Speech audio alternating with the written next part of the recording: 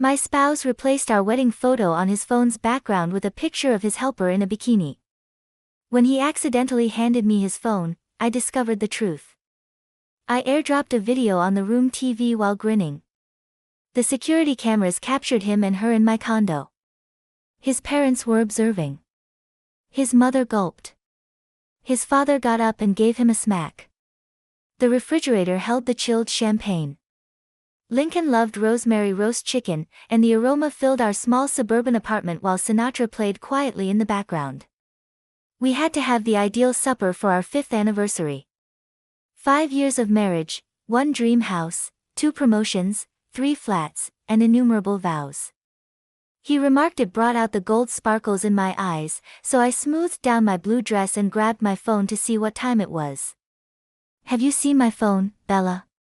Lincoln, whose voice had that faint hint of annoyance I'd been so accustomed to hearing recently, said from upstairs, "I think I left it on the counter." I returned his call and scanned the kitchen worktops until I saw his sleek black phone next to the salt and pepper shakers. "I'll look," I said.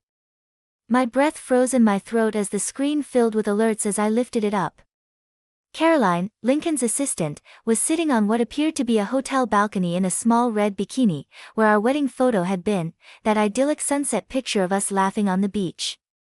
She smiled at the camera, her beautiful blonde hair flying in the breeze. "Before we go on to Bella's journey, my husband, I would want to express my gratitude for embracing this unvarnished examination of betrayal and redemption. Consider subscribing if you find tales of strong, intelligent women reclaiming their power inspiring and rejecting victimization. It's totally free, and you won't miss another tale of self-discovery after a period of destruction." Let's now examine how Bella's idyllic existence started to go apart. Around the phone, my fingers froze. Suddenly, the music felt too loud and the environment too bright. I gazed at the picture, blinking carefully in case my perception changed. Lincoln had employed Caroline for less than a year. Young, driven, and with a degree in marketing, she possessed what my husband, the creative director of the advertising business, had called new ideas. "Did you find it?" I heard Lincoln's footsteps on the stairs as he yelled again. I put the phone back where I'd found it, screen down, with the same level of poise I employed in court when opposing counsel brought unexpected evidence at me. "It's on the counter," I said, amazed at how steady my voice sounded while my internal world collapsed into rubble. Lincoln entered the kitchen, all 6 feet of him in pressed slacks and the blue button-down I'd given him last Christmas. He smiled, that crooked smile that had once made my heart race for entirely different reasons than it was racing now. "Thanks, babe." He grabbed the phone casually, pocketing it without checking the screen. "The chicken smells amazing." I watched him pour himself a glass of water, studied the familiar movements of his hands, the wedding band still firmly in place.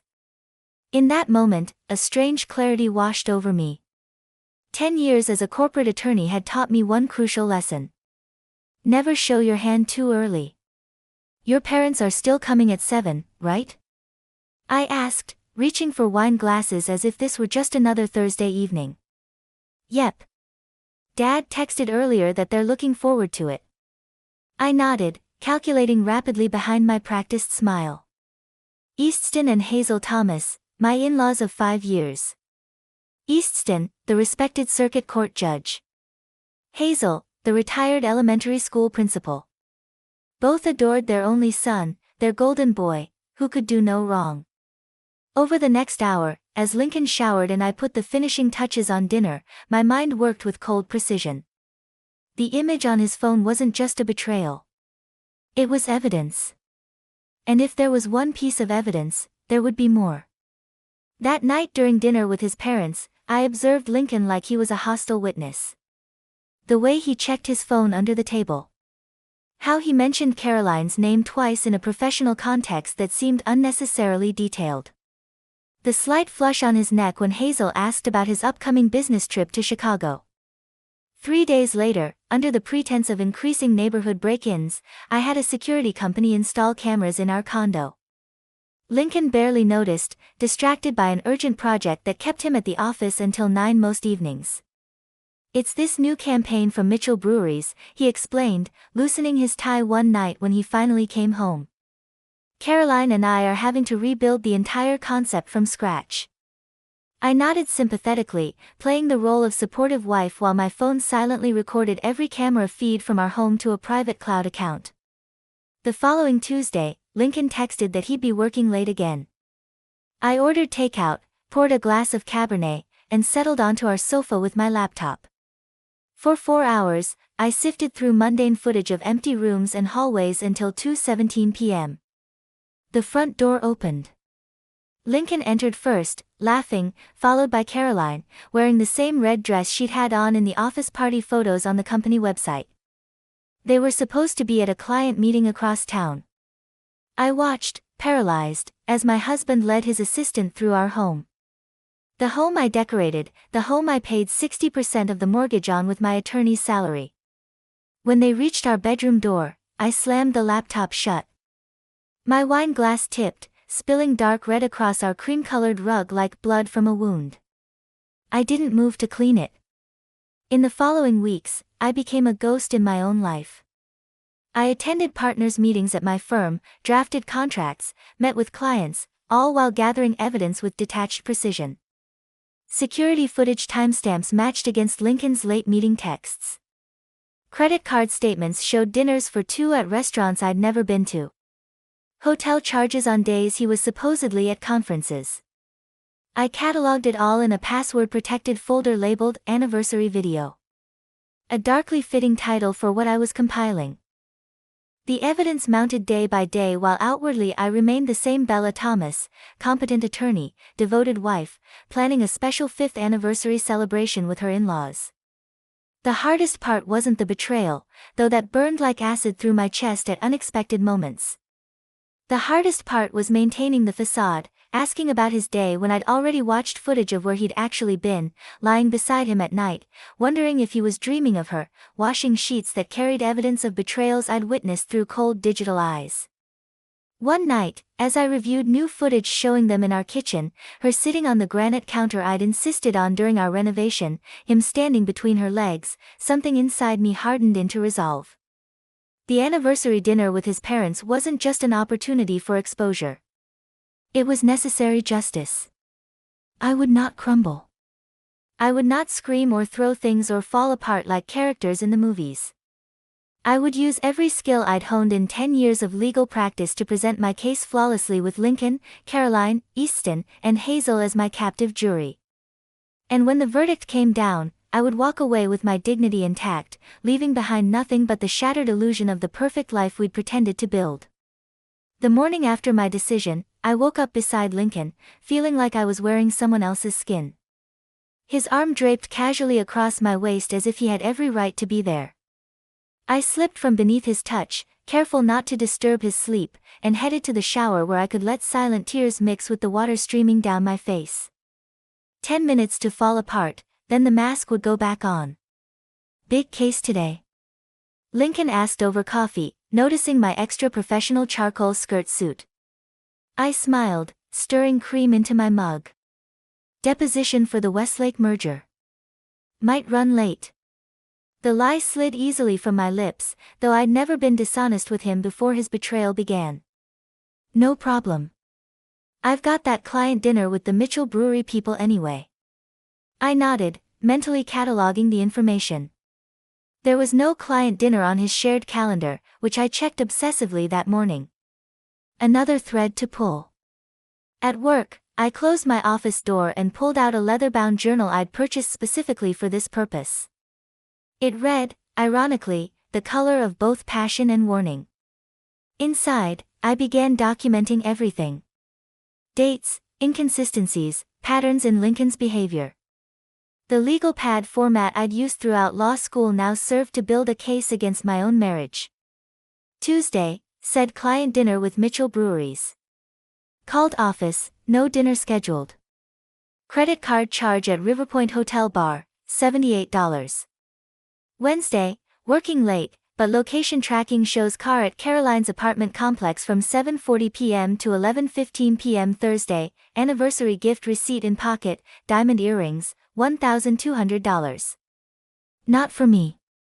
Week after week, the journal filled with clinical observations, each one a paper cut to my heart. The woman who documented these betrayals and the woman who smiled at Lincoln over breakfast became increasingly separate entities. One was gathering ammunition. The other was maintaining necessary cover. "You seem distracted lately," my colleague Megan noted over lunch one day. "Everything okay at home?"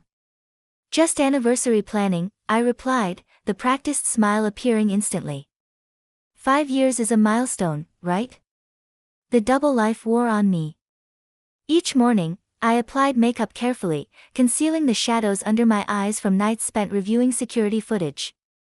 I laughed at Lincoln's jokes during dinner parties with our friends, all while mentally calculating how to access our financial records without arousing suspicion.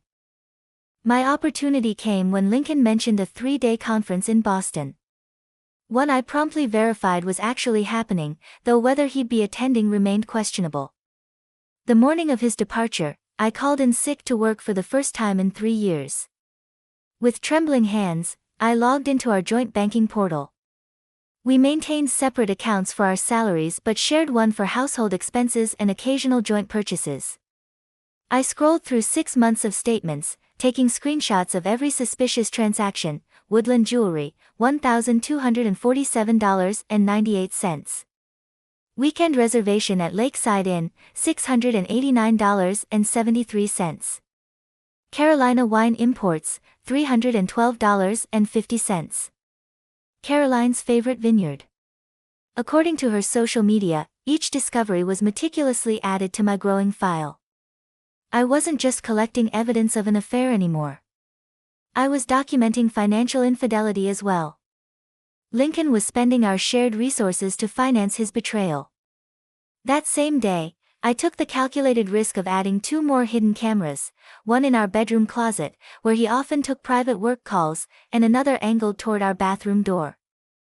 The existing cameras had captured them in common areas, but I needed comprehensive evidence. Every legal instinct warned about invasion of privacy, but my wounded heart overruled professional caution. "How was Boston?" I asked when Lincoln returned, his overnight bag dropping in our entryway. "Exhausting. Back-to-back sessions on digital marketing trends." He kissed my cheek, and I fought the urge to wipe away the touch. "How about I take you to dinner tonight? Make up for being gone." I smiled, nodding. "That sounds perfect." While he showered, I checked the location history on his phone, which I'd figured out how to access weeks earlier. The blue dots showed his movements clustered around downtown Chicago hotels, nowhere near Logan Airport or Boston. Another entry for my journal. The dual existence became almost normal. Watching him lie to my face, accepting it with a smile, then documenting everything once he left the room. I became an expert actress, laughing at appropriate moments, initiating intimacy occasionally to avoid suspicion, all while silently building my case. One night, Lincoln reached for me in bed, his hand sliding along my hip. I didn't recoil, though everything in me wanted to. Instead, I played my role, responding to his touch while my mind catalogued the mechanics of our interaction. The performance was convincing enough that afterward he fell asleep with his arm around me, completely unaware of my detachment. As our anniversary approached, I began planning the revelation with the same attention to detail I devoted to preparing crucial witness testimony. The dinner would include his parents, Easton and Hazel, who had always treated me like a daughter. Their presence was crucial. Lincoln valued their opinion above anyone else's. The timing needed to be precise, after dinner, but before dessert, when everyone would be relaxed but still alert. I practiced controlling my breathing, rehearsed potential responses to his inevitable denials, and prepared myself for the shock on his parents' faces. The security footage was edited into a 3-minute compilation, short enough to maintain impact, long enough to be undeniable. Nothing explicit, but damning nonetheless. "Mom and Dad are looking forward to Saturday," Lincoln mentioned casually, 3 days before our anniversary. "Dad's bringing that 20-year scotch he's been saving." "That's thoughtful of him," I replied, picturing Easton's face when he would see what his son had been doing. Would he still want to toast our marriage then? The night before the dinner, I stood in our kitchen, rehearsing my composed facade one final time. Tomorrow, the performance would end. The evidence was irrefutable. The plan meticulously crafted. 5 years of marriage would conclude in a single evening of revelation. As I chopped vegetables for tomorrow's dinner, Lincoln came up behind me, wrapping his arms around my waist. "Happy almost anniversary," he murmured against my neck. I leaned back against him, playing my part one last time. "It's been quite a journey," I replied, my voice steady despite the thunder of truth waiting to break loose. Indeed, it had been a journey from love to betrayal to calculated revenge. And tomorrow, at precisely 8:15 p.m., the mask would finally come off. The morning of our anniversary arrived with golden autumn sunlight streaming through our kitchen windows. I'd been awake since 4:30 a.m., unable to sleep with the knowledge of what the evening would bring. The irony wasn't lost on me, preparing a celebration for the end of a marriage. I moved through the kitchen with methodical precision, chopping herbs for the roast, preparing the marinade for Lincoln's favorite garlic butter potatoes, and setting the table with our wedding china. Each motion felt like a scene in a play, the devoted wife preparing a special meal, though the script was about to take a dramatic turn no one but me anticipated. Lincoln came downstairs around noon, freshly showered and smiling. "Need any help?" he asked, dropping a kiss on my cheek. "I've got it covered," I replied, my voice steady. "Could you pick up the wine?" Easton mentioned wanting that Cabernet from Willowbrook Vineyards. "Sure thing," he said, grabbing his keys. "Can't wait for tonight." 5 years with the most beautiful attorney in Chicago deserves a proper celebration.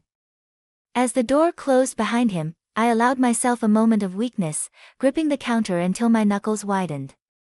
5 years, 300 pieces of evidence, one devastating video waiting on my phone. By 6:30, the condo smelled of rosemary and garlic. I changed into a simple black dress, appropriate for both a celebration and a funeral. The dining room sparkled with candlelight. Our wedding portrait watched over the scene like a cruel joke. The doorbell rang at 6:55 p.m. I took a deep breath, checked my reflection in the hallway mirror, and opened the door to Easton and Hazel Thomas. "There she is," Easton boomed, pulling me into a bear hug. At 68, the retired judge still maintained the commanding presence that had once made attorneys tremble in his courtroom. "Happy anniversary, sweetheart." Hazel embraced me next, her perfume enveloping me in a cloud of lilac. "We brought gifts," she whispered conspiratorially, holding up elegant silver gift bags and scotch. Easton added, producing an expensive bottle. "Where's that son of mine?" On cue, Lincoln appeared from the kitchen, embracing his parents with genuine affection. Something twisted painfully in my chest watching him, the charming son, the doting husband, knowing what lay beneath the facade. Dinner progressed with practiced normality. I served the courses, poured the wine, and participated in conversations about neighborhood developments and Lincoln's recent work projects. "The Mitchell campaign is really taking off," Lincoln explained, swirling his wine. "We've got some innovative strategies in play." "All thanks to that assistant of yours," Hazel said innocently. "Caroline, right? You mentioned she's been instrumental." I watched Lincoln's face carefully, the slight tightening around his eyes, the momentary pause before responding. "The whole team's been great," he deflected. Speaking of great teams, Easton raised his glass. "Here's to 5 spectacular years for these two." "Lincoln, you couldn't have chosen a better partner." "I know," Lincoln agreed, reaching for my hand across the table. I allowed his fingers to intertwine with mine, feeling nothing but cold determination. After clearing the dinner plates, I excused myself to the kitchen, ostensibly to prepare dessert. Instead, I took 30 seconds to steady my breathing and retrieve my phone from its charging station. The video was queued up, ready to airdrop to our television. There would be no turning back. When I returned to the dining room, Hazel was in the middle of a story about Lincoln's childhood accomplishments. "He was always so focused when he wanted something," she was saying. "Remember that science fair in 8th grade, Lincoln? You worked for weeks on that project." Speaking of memories, I interjected smoothly, placing strawberry cheesecake, Lincoln's favorite, on the table. We still haven't shown you the photos from our trip to Lake Geneva last month. Lincoln smiled, clearly relieved by the change of subject. They're on my phone somewhere. Why don't you show your mom? I suggested. I think she'd especially love the sunset shots from the boat tour. As he reached for his phone, I casually picked up mine. Actually, I have some better ones. Let me put them on the TV so we can all see them properly. No one questioned this. We often shared photos this way during family gatherings. I tapped a few buttons, connecting to the smart TV mounted on our dining room wall. My heart hammered against my ribs as I selected the file labeled Anniversary Special. I put together a little slideshow. Turn it off, Hazel whispered finally, her voice cracking. Please, Bella. I nodded and pressed pause, but didn't disconnect the screen. The frozen image of Lincoln kissing Caroline in our kitchen hovered like an accusation. When? Easton demanded, still standing over his son. When did you become this person? Lincoln sank into his chair, suddenly looking decades older than his 35 years. It just happened, he mumbled. We were working late, drinking, celebrating the Mitchell account. 8 months ago, I supplied helpfully, around the time I made junior partner. While I was working 16-hour days to advance my career, you were advancing your relationship with Caroline. I moved around the table, retrieving a manila folder from the sideboard drawer. My hands didn't shake as I laid out printed screenshots of text messages, credit card statements, hotel receipts. Each piece of evidence meticulously organized by date. The attorney in me couldn't help but appreciate the thoroughness of my case. Diamond earrings, I pointed to one receipt charged to our joint account the day after I won the Westfield case. Weekend at the lakeside while I was visiting my mother in the hospital. Dinner at Giovanni's, where you proposed to me on her birthday. Lincoln didn't touch the papers. His gaze remained fixed on some invisible point beyond my shoulder, unable to meet anyone's eyes. This is why you've been so distant, Hazel said softly, her initial shock giving way to painful understanding. All those family dinners you canceled, the holidays when you were too busy to visit. Caroline needed me, Lincoln said weakly, as if this explained everything. The words hung in the air for 3 excruciating seconds before Easton exploded. Needed you. Needed you. His fist came down on the table, causing the wine glasses to jump. Your wife needed you. Your family needed you. We welcomed you into our home at Christmas while you were carrying on with. He couldn't finish, overcome with disgust. I'd never seen Easton Thomas at a loss for words in all the years I'd known him.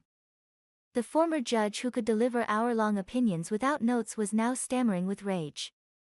I was going to end it, Lincoln tried again, an edge of whining desperation entering his voice. After the Milwaukee conference next month. I was going to break it off with Caroline and recommit to our marriage. That was news to me. Another lie to add to the mountain between us. I studied my husband's face, searching for any trace of the man I'd fallen in love with 10 years ago. The college boyfriend who'd written me poetry during finals week. The fiancé who'd surprised me with sunset picnics. The newlywed who'd whispered dreams of growing old together. He was a stranger now, this panicked man crafting flimsy excuses in our imploding dining room. How convenient, I said coolly. And what about the trip to Cancun you booked for Caroline's birthday next month? The one you paid for with airline miles from our joint account? Lincoln paled. How did you? I'm an attorney, Lincoln. Gathering evidence is what I do. Hazel stood suddenly, her chair scraping against the hardwood floor. I can't be here right now, she said, her voice thick with emotion. I need air. She moved toward the door with unsteady steps. Easton looked torn between following his wife and continuing to confront his son. Parental instinct won out, and he gave Lincoln one last withering look before going after Hazel. Don't you dare leave, he commanded his son. We're not finished. In the sudden quiet after the front door closed behind them, Lincoln and I faced each other across the ruins of our anniversary dinner. 5 years of marriage reduced to forensic evidence and security footage. "How long have you known?" he asked finally, his voice small. "Long enough to be certain," I replied, feeling oddly detached from the pain that should have accompanied this conversation. "Long enough to prepare." Lincoln reached for my hand across the table. I withdrew it before he could touch me. "Bella, please. We can work through this. Couples therapy. A fresh start. I'll cut all ties with Caroline immediately." I stood, smoothing the fabric of my black dress. "Your parents will be back soon. I'm going to pack a bag and stay at Megan's tonight." "You're leaving?" Panic flooded his features. "Now? Like this? Did you think I'd stay?" I asked, genuine curiosity in my voice. "Did you think I'd watch that footage and then just, what? Forgive you? Pretend it never happened?" "I love you," he said desperately. "One mistake shouldn't erase 10 years together." 73 mistakes, I corrected him, moving toward our bedroom. In our home, alone. I paused at the threshold, looking back at the man who was still legally my husband. "Don't follow me. You have enough to deal with when your parents return." Upstairs, I packed efficiently: toiletries, work clothes, important documents. The overnight bag I'd prepared days ago sat ready in my closet. As I zipped it closed, I heard the front door open and Easton's voice rising again in the living room. I slipped out the back door, my car keys clutched tightly in my hand. The cool October air hit my face like a blessing, washing away the suffocating atmosphere of deceit that had filled our home. As I drove away from the condo, from the marriage, from the life I thought was real, an unexpected feeling washed over me. Not grief, not rage, not even heartbreak, freedom. Megan's spare bedroom became my sanctuary for the first week after the implosion of my marriage. 7 days of ignored calls from Lincoln, concerned text messages from Hazel, and a single voicemail from Easton that simply said, "We're here when you're ready, Bella." My colleagues' quiet support, coffee waiting by the bathroom door each morning, take-out dinners with no pressure to talk, gave me space to process the seismic shift in my reality. "You can stay as long as you need," Megan offered on the 8th morning, leaning against her kitchen counter. "But you should probably go back to work before Peterson assigns your cases to someone else." He was right. I'd taken a week of emergency personal leave, but hiding away wouldn't solve anything. The law had always been my anchor, the one thing I could trust when everything else proved uncertain. "I'll go back tomorrow," I decided, feeling a flicker of my old resolve returning. Time to face the music. The law firm of Baker, Peterson, and Walsh fell silent when I walked through the glass doors Monday morning. Conversations halted mid-sentence. Eyes tracked my progress down the hallway toward my office. News traveled fast in Chicago's legal circles. Especially news involving a respected judge's son and a junior partner with a promising future. Ted Walsh, one of the founding partners, appeared in my doorway before I'd even set down my briefcase.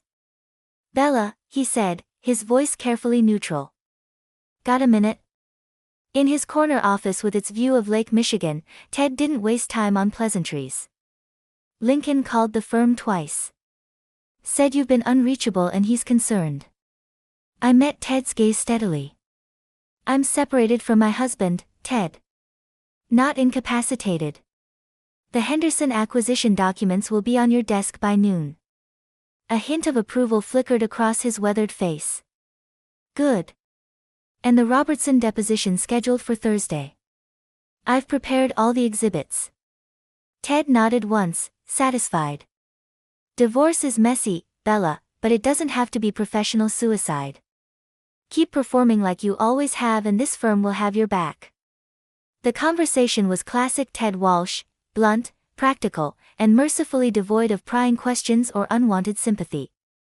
As I returned to my office, the whispers resumed, but I walked with my head higher than when I'd arrived. 2 weeks after the anniversary dinner, I finally returned to our condo.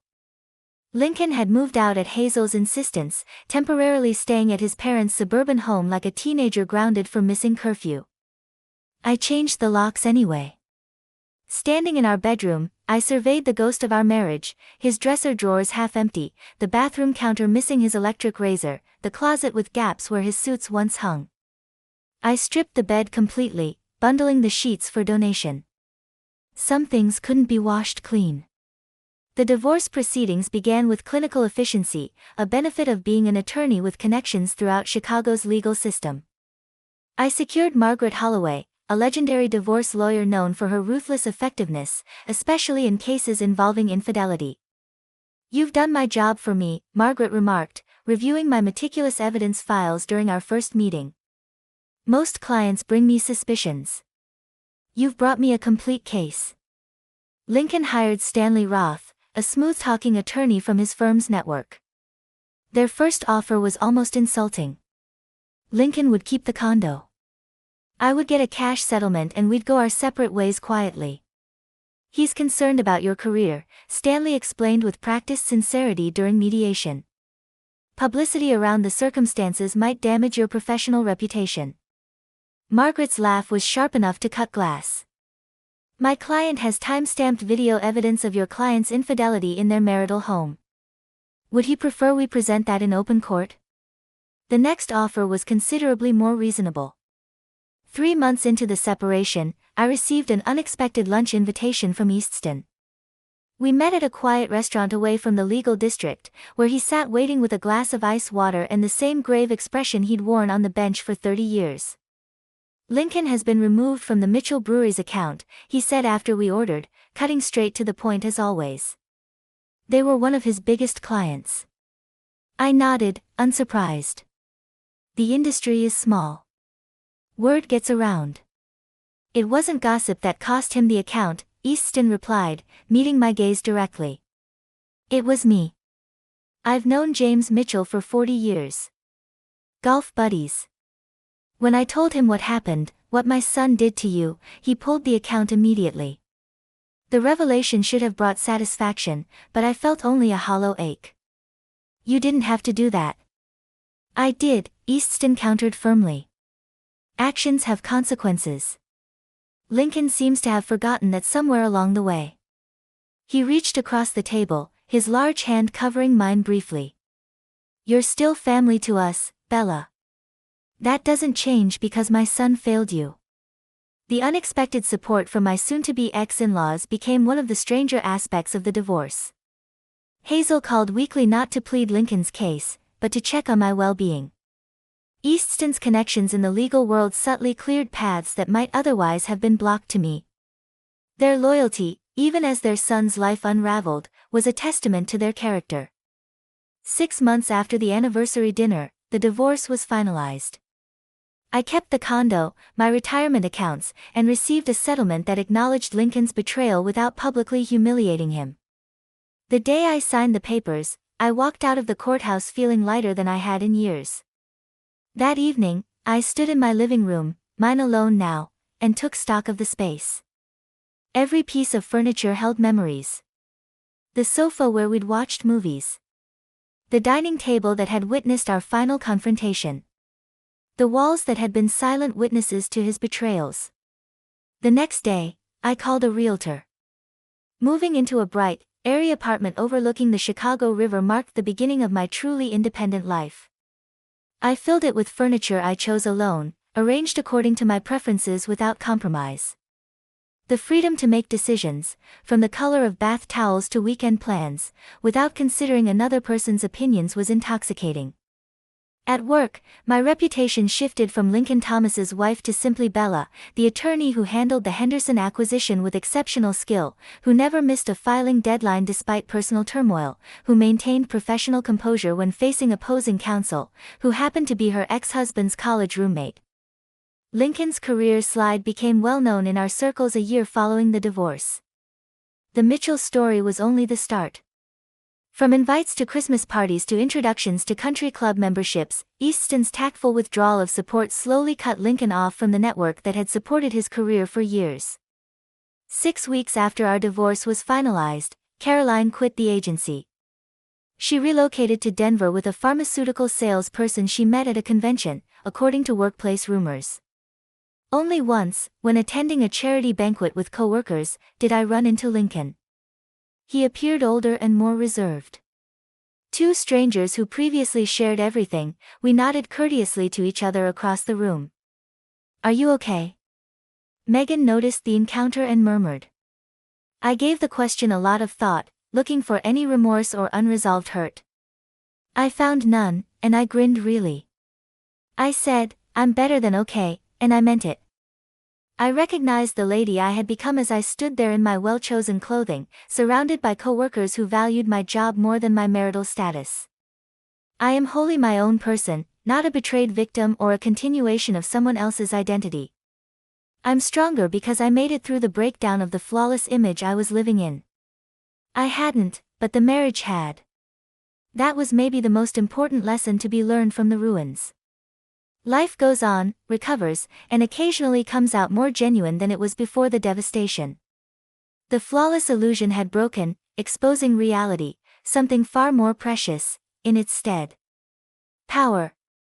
Liberty. And lastly, tranquility. Please subscribe if Bella's journey from heartbreak to recovery resonated with you. It is important to share these tales of women taking back control. With only one subscription, another individual is reminded of their value, even if it means battling alone at first. I appreciate you being here.